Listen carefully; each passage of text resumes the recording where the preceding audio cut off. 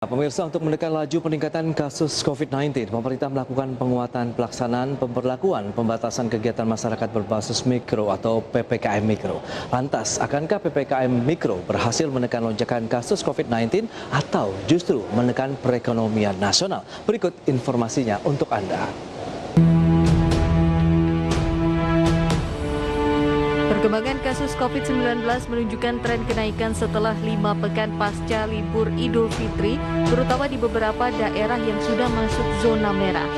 Untuk menekan laju peningkatan kasus COVID-19, pemerintah melakukan penguatan pelaksanaan pemberlakuan pembatasan kegiatan masyarakat berbasis mikro atau PPKM Mikro.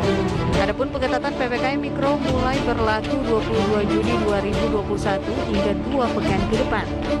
Aturan yang tercantum dalam PPKM Mikro antara lain pada zona merah menerapkan work from home 75% dan work from office 25%. Kemudian kegiatan belajar mengajar di zona merah juga harus dilakukan secara daring.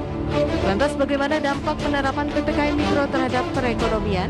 Jika dicermati lebih jauh, dampak ekonomi dari PPKM Mikro ketat tentu tidak seburuk lockdown atau PSBB. Karena aktivitas ekonomi dan mobilitas masyarakat tidak benar-benar dilarang, namun hanya dikurangi saja. Namun di sisi lain, pengetatan PPKM Mikro akan menambah beban APBN untuk menopang ekonomi, di mana APBN sudah bekerja keras selama ini untuk menangani pandemi hingga mencapai defisit 6,9% dari PDB nasional di 2020 lalu. Kemudian, seberapa efektifkah penerapan PPKM Mikro untuk mengurangi lonjakan kasus COVID-19? Akankah pemerintah bisa mencapai target 7 hingga 8% pada kuartal 2 tahun ini di tengah pemberlakuan PPKM Mikro? Saksikan pembahasan selengkapnya dalam IDX Precision Closing Market. Ya, pemirsa, terkait dengan keputusan pemerintah yang kembali menerapkan PPKM Mikro, langsung saja kita akan membahas dengan rekan Fajar Wayong. Ya, selamat siang Fajar. Ya, siang Pras. Ya, ini lagi-lagi kita membahas terkait dengan COVID-19 yang terus mencetak rekor ya terkait dengan kasus positif di Indonesia. Lantas mungkin Fajar bisa menjelaskan ini alasan utama pemerintah dalam penerapan PPKM Mikro kembali. Ya, Pras dan juga pemirsa, selamat siang begitu ya.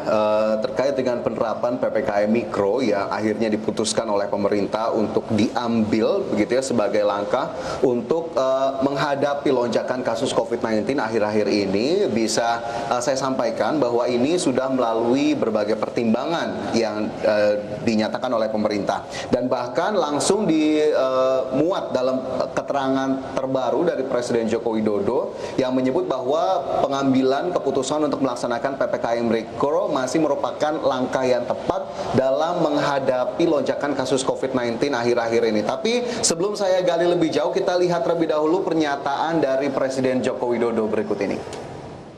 Dan pemerintah telah memutuskan PPKM Mikro masih menjadi kebijakan yang paling tepat untuk menghentikan laju penularan COVID-19 hingga ke tingkat desa atau langsung ke akar masalah, yaitu komunitas.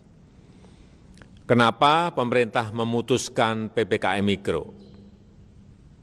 Pemerintah melihat bahwa kebijakan PPKM Mikro masih menjadi kebijakan yang paling tepat untuk konteks saat ini untuk mengendalikan COVID-19 karena bisa berjalan tanpa mematikan ekonomi rakyat. Saya sampaikan bahwa PPKM Mikro dan lockdown memiliki esensi yang sama, yaitu membatasi kegiatan masyarakat. Untuk itu tidak perlu Ya, itu tadi pernyataan dari Presiden Joko Widodo terkait dengan penerapan PPKM Mikro atau sekarang kita menyebutnya adalah penebalan atau penguatan PPKM Mikro, di mana Presiden menyebutkan begitu bahwa ini masih merupakan kebijakan yang dianggap paling tepat untuk menghadapi lonjakan kasus. Sementara itu pemerintah juga menyebut bahwa PPKM Mikro ini diyakini bisa menekan kasus COVID-19 hingga ke tingkat desa atau bahkan hingga tingkat komunitas yang diyakini masih menjadi penyebab utama dari terus dicetaknya angka-angka tinggi yang baru dari kasus-kasus COVID-19. Dan hal lain yang juga bisa kita perhatikan dari pernyataan pemerintah bahwa PPKM Mikro dipilih ternyata memang atas dasar menyeimbangkan antara aspek kesehatan dan juga aspek ekonomi. Meskipun memang selalu didengungkan bahwa aspek kesehatan menjadi yang utama, tapi memang rasanya penerapan PPKM Mikro ini sendiri memang juga memperhatikan alasan ekonomi sebagai salah satu alasan utama. Apabila memang bukan PPKM Mikro atau kita sebut saja lockdown begitu ya, memang sudah mencuat di masyarakat untuk bisa dilakukan atau diambil oleh pemerintah, tapi memang pemerintah tidak melihat opsi itu, bahkan menyebut bahwa PPKM Mikro dan lockdown ini esensinya sama saja begitu. Alhasil Presiden juga menyatakan hal-hal ini tidak perlu dipertentangkan. Tapi memang ada yang cukup spesifik diatur dalam PPKM Mikro terbaru ini yang memang berlaku dari 22 Juni hingga 5 Juli 2021. Salah satunya adalah pemberlakuan work from home 75% untuk zona merah yang memang masih dilanda kasus COVID-19 begitu tinggi. Sementara memang untuk zona-zona lainnya persentasenya masih sama, WFH 50% dan juga WFO 50%. Itu hanya sebagian kecil saja dari aturan yang dimuat dalam PPKM Mikro terbaru, dan begitu pula dengan aturan-aturan lain yang terkait dengan ibadah, kegiatan belajar mengajar, semuanya disesuaikan begitu ya. Dan memang lagi-lagi mungkin Anda berpikir, lantas apa yang bisa menjadi indikator keberhasilan dari PPKM Mikro di tengah lonjakan kasus COVID-19 ini sendiri? Apakah yang kemarin juga sudah cukup berhasil dan apakah sudah terlihat hasilnya?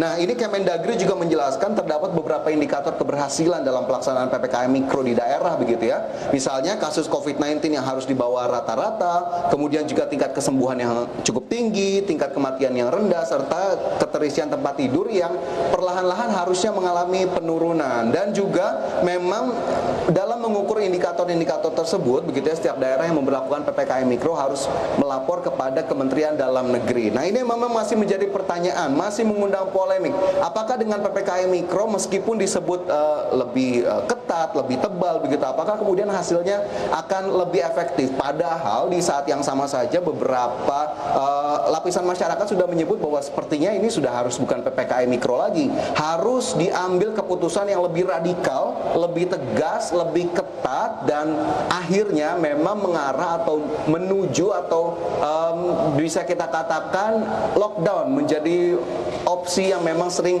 didengungkan, termasuk oleh Ketua Satgas COVID-19 Pengurus Besar Ikatan Dokter Indonesia Zubairi Jurdan, yang menyebut ini harusnya sudah diganti istilahnya, bukan lagi lockdown, karena PPKM Mikro dalam tanda kutip ini sudah tidak mampu untuk menghadapi lonjakan kasus positif COVID-19 dan juga menghadapi bed occupancy rate atau tingkat keterisian rumah sakit yang sudah melonjak cukup tinggi, sehingga memang untuk menghadapi varian-varian yang ada, ini juga disebut oleh epidemiolog bahwa PPKM Mikro sepertinya sudah tidak cukup lagi begitu ya, meskipun memang kita harus sama-sama lihat apakah penerapannya ini akan cukup berbeda dengan PPKM Mikro sebelumnya, meskipun banyak pihak yang sepertinya cukup pesimistis. Meskipun sekali lagi pemerintah menyatakan esensinya sama, tidak perlu dipertentangkan antara PPKM Mikro dan juga lockdown, Pras. Nah, itu dia yang ingin saya garis bawahi juga, Fajar. Sebenarnya esensi dari kebijakan PPKM Mikro yang kali ini juga ditebalkan begitu istilah dari pemerintah, apakah sama dengan lockdown sebagaimana yang juga disebutkan oleh Presiden Joko Widodo sebelumnya? Karena memang seperti yang Fajar bilang, sejumlah kalangan pelaku ekonomi juga memang lebih menyarankan kita memang berani mengambil satu langkah yang lebih tinggi lagi, lebih advance lagi untuk menerapkan misalnya lockdown. Tapi memang konsekuensinya yang perlu juga disiapkan. Apakah pemerintah juga cukup dari sisi dana, bagaimana mengantisipasi terkait dengan penurunan dari tingkat kesejahteraan, pendapatan masyarakat, khususnya mereka yang memang memiliki pendapatan secara harian ataupun mingguan, Fajar.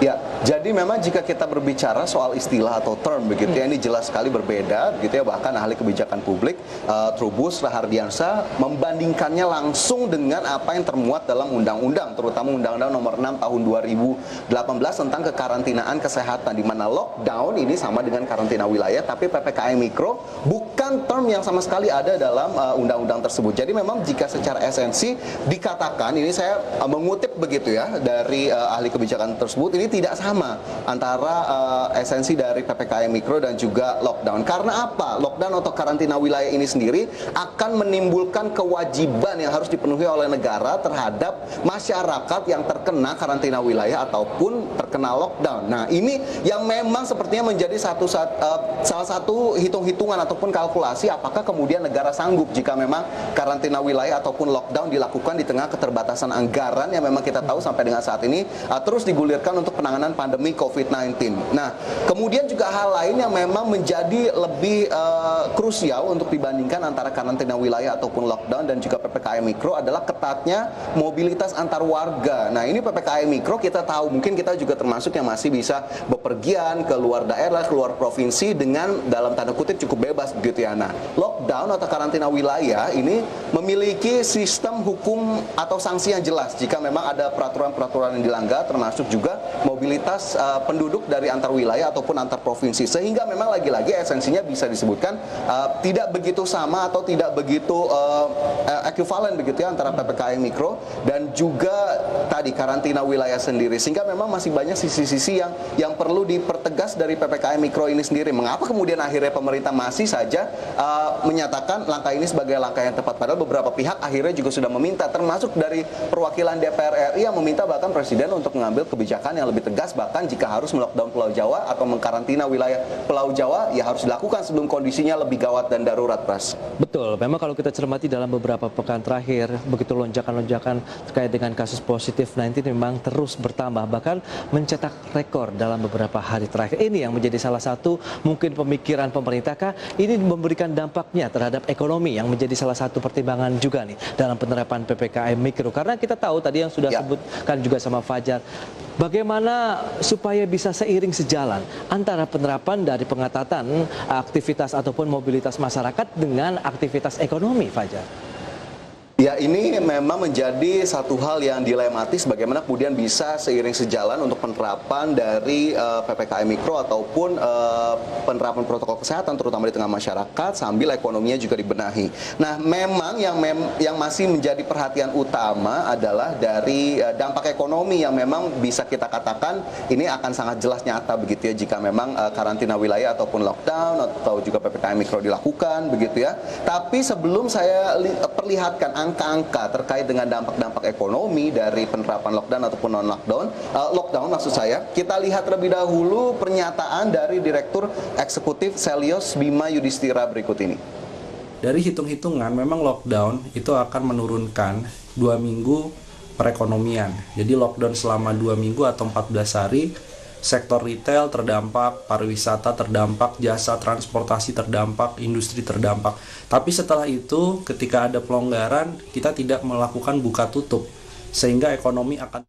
Oke, itu tadi sedikit pernyataan terkait dengan penerapan lockdown atau penerapan kebijakan yang lebih ketat atau lebih radikal. Nah, secara kalkulasi atau hitung-hitungannya bisa kita lihat juga, pemirsa, saya sudah himpun datanya untuk Anda. Ini masih kami ambil dari Selyos, begitu ya, Center for Economic and Law Studies. Hitung-hitungan ekonomi lockdown. Yang pertama adalah pemberlakuan lockdown, kebutuhan dananya diperkirakan 11 hingga 25 triliun rupiah selama 14 hari. Kemudian risiko kehilangan produk domestik bruto 77 hingga 308 triliun, pertumbuhan ekonominya dilihat masih bisa di 3% sampai dengan 4,5%. Sementara jika tidak dilakukan lockdown begitu ya, risiko kehilangan PDB ternyata jauh lebih besar begitu ya, 463 hingga 848 triliun rupiah. Kemudian pertumbuhan ekonomi 2021 bahkan lebih terkontraksi ini jika tidak dilaksanakan lockdown menurut Selyos. Ini hanya di angka 0,5% hingga 2%. Ini hitung-hitungan dari Selyos yang juga bisa kita jadikan acuan begitu ya, meskipun memang harus dijustifikasi lebih lanjut apakah memang kebutuhan dananya hanya sebatas ini jika memang lockdown dilakukan, karena memang jika Jawa saja di lockdown ini kebutuhannya juga cukup tinggi, apakah kemudian semua provinsi harus dilakukan, maka ini harus bisa lebih detailkan lagi, meskipun ini bisa menjadi gambaran bagi kita bahwa jangan-jangan jika tidak diterapkan kebijakan yang lebih tepat, lebih keras, lebih radikal, ini kerugiannya justru lebih besar dibandingkan kita melakukan karantina wilayah yang ketat selama 2 minggu saja. Nah, ini memang harus dibuktikan begitu dengan pelaksanaannya sendiri.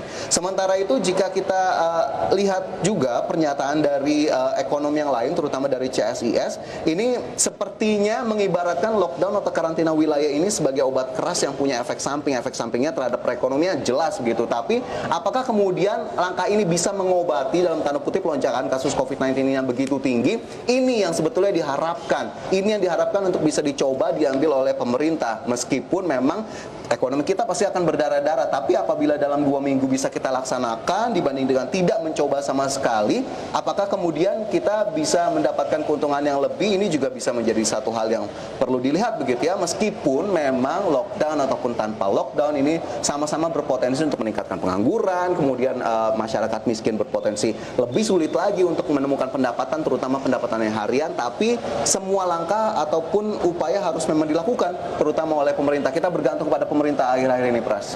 Betul. Sebenarnya kalau kita bisa mereview tahun lalu begitu dengan penerapan PSBB yang ketat begitu dalam jangka waktu 2 minggu juga kan sebenarnya bisa dikatakan terbukti juga nih berhasil menekan dari angka penyebaran kasus COVID-19 di wilayah Indonesia maupun di DKI Jakarta. Tapi memang ini perlu ada tadi kalkulasi perhitungan yang cermat dan matang juga ya karena kaitannya dengan dampak terhadap perekonomian nasional.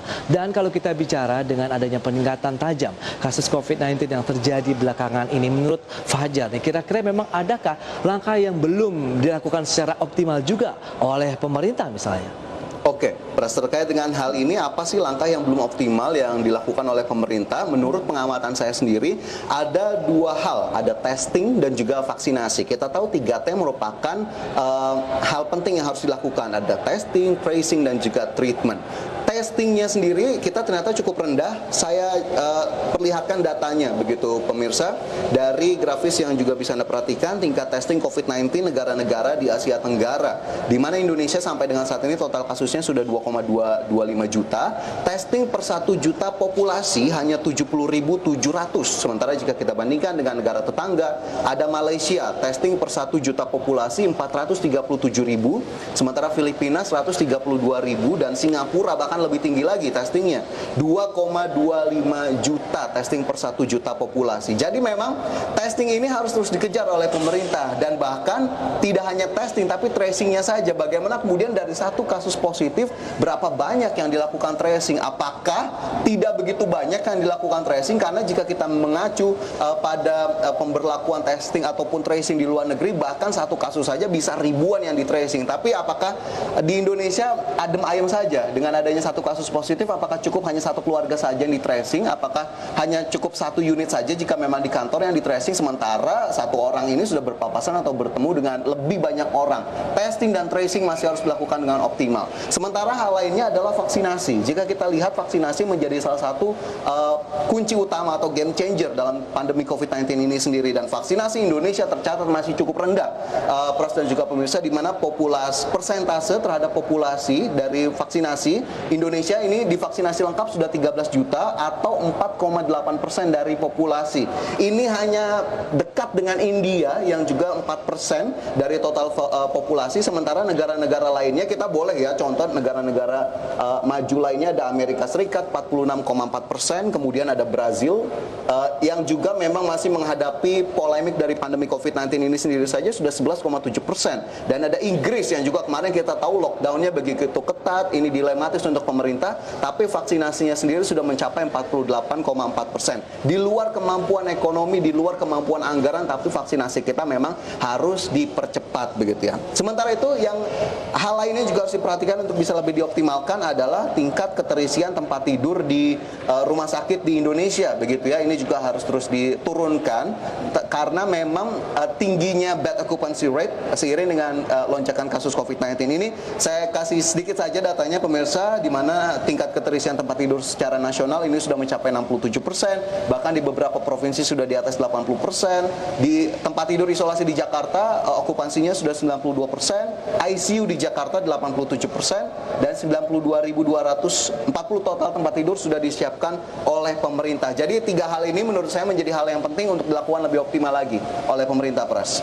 Itu dia berarti langkah-langkah yang saat ini ditunggu aksinya begitu oleh masyarakat yang memang saat ini nampaknya juga tengah mungkin bingung begitu pada saat ada keluarga kita yang terpapar COVID-19, tidak tahu harus kemana begitu dengan beberapa rumah sakit rujukannya juga dalam kondisi penuh, baik yang di IGD maupun UGD-nya, Fajar. Tapi kalau Fajar lihat juga dari sisi diskusi yang sudah kita lakukan, sejauh mana nih, apakah juga penerapan kembali dari PPKM Mikro ini bisa dikatakan sebagai langkah yang tepat begitu, yang dengan kondisi seperti saat ini dan juga efektif?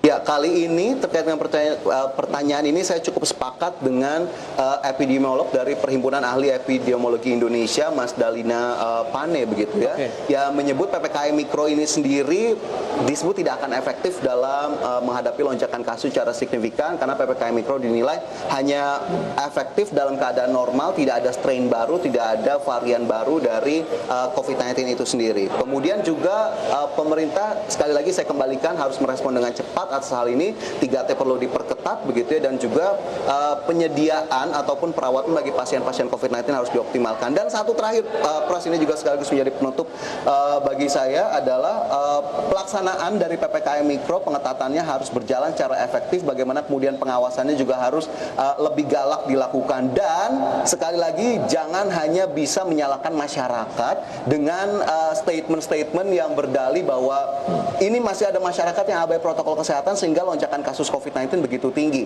Jangan sampai menjadikan hal ini menjadi satu senjata ataupun tameng dalam tanda kutip kegagalan pemerintah menghadapi atau mengantisipasi lonjakan COVID-19 yang terjadi di tengah kita saat ini. Karena memang masyarakat juga sudah bingung bagaimana lagi caranya untuk melakukan atau melawan COVID-19 itu sendiri. Protokol kesehatan sudah dilakukan, meskipun kita tahu memang ada sebagian dari kita yang mungkin saja masih abai, tapi kita tetap mengedukasi untuk tetap bisa melaksanakan protokol kesehatan dengan baik dan benar. Begitu mungkin, Pras, terakhir dari saya. Yes, yang penting memang adalah dari masyarakat disiplin dalam menerapkan protokol kesehatan, sementara di sisi lain pemerintah juga terus melakukan edukasi, tracing, vaksinasi yang juga terus digencarkan. Jadi seiring sejalan harus saling bergandengan tangan begitu dalam upaya kita terbebas dari pandemi COVID-19, apalagi dengan ditambah varian baru yang juga saat ini tengah merebak di wilayah DKI Jakarta maupun daerah lainnya. Baik, Fajar, terima kasih atas informasinya. Terima kasih, Pras. Ya, pemirsa, jam rejak dari tempat Anda, kami masih akan kembali dengan sejumlah infografik menarik ya terkait dengan kondisi COVID-19 di sejumlah daerah.